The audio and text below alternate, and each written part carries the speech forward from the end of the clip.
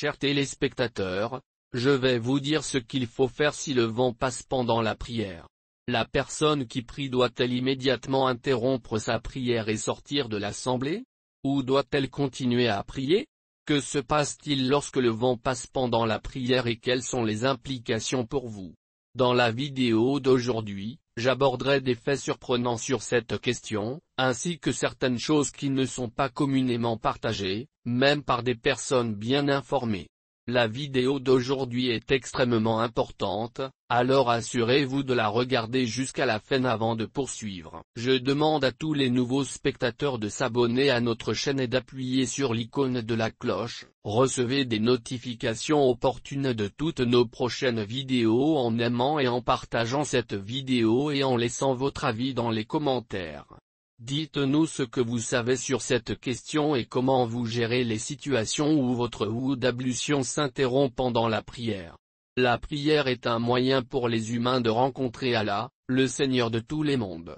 Allah, qui nous a créés, qui nous soutient et qui subvient à nos besoins, nous a ordonné de prier. Il dit dans le Coran, « Établissez la prière, établissez la prière ». Le concept d'établissement de la prière implique qu'elle doit être continue et jamais. Lorsque l'appel à la prière Adam est entendu 5 fois par jour, il s'agit d'une invitation à se présenter devant Allah. Quand on va à la mosquée, on se rend dans la maison d'Allah. S'incliner, se prosterner et prier n'est pas ce dont Allah a besoin. Il s'intéresse à votre piété et à votre sincérité. Présentez-vous à la cour d'Allah avec la piété dans votre cœur. Allah observe la foi et la piété d'une personne. Lorsque quelqu'un croit vraiment qu'il se trouve en présence d'Allah, il doit respecter certaines règles de conduite. Le non-respect de ces étiquettes peut transformer l'acte d'adoration en un acte qui invite à la punition plutôt qu'au pardon. Les négliger peut transformer cet acte en péché. Il est donc essentiel d'être pleinement conscient de toutes les règles de la prière. Le lieu choisi pour la prière doit être propre et pur. Il doit y avoir une lumière continue à l'endroit où vous vous tenez. Vous devez faire face à la direction de la Kaaba à la Mecque. Il ne doit y avoir aucune impureté sur votre corps ou vos vêtements. Vous devez faire vos ablutions avant chaque prière. Il existe des obligations spécifiques en matière d'ablution. Si elles ne sont pas remplies, les ablutions sont incomplètes.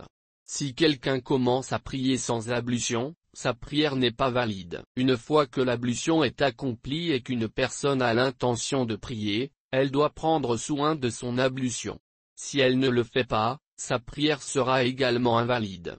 La question la plus fréquemment posée à cet égard est de savoir ce qu'il faut faire si l'on passe du gaz éolien pendant la prière.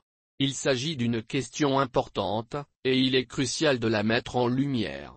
Voici un incident réel survenu lors du dernier Ramadan. 3 personnes faisaient la prière du taroua ensemble dans une petite pièce. L'imam dirigeait la prière et 2 autres personnes suivaient. L'un d'entre eux a été emporté par le vent et l'odeur s'est répandue dans toute la pièce. Les 3 personnes ont compris ce qui s'était passé. Cependant, par gêne, aucun d'entre eux n'a quitté la prière. Ils ont accompli les 20 unités de la prière. Ce n'était pas la bonne façon d'agir. Idéalement, l'imam aurait dû leur conseiller de refaire leur wudu afin que personne ne soit embarrassé.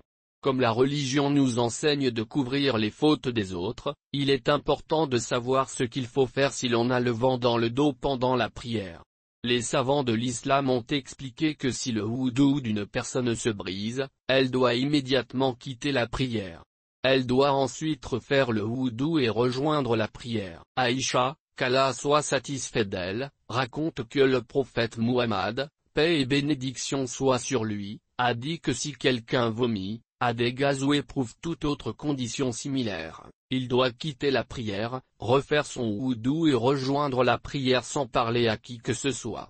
Certaines personnes pensent que si vous êtes gêné de quitter la prière, vous pouvez le faire discrètement sans provoquer d'incident.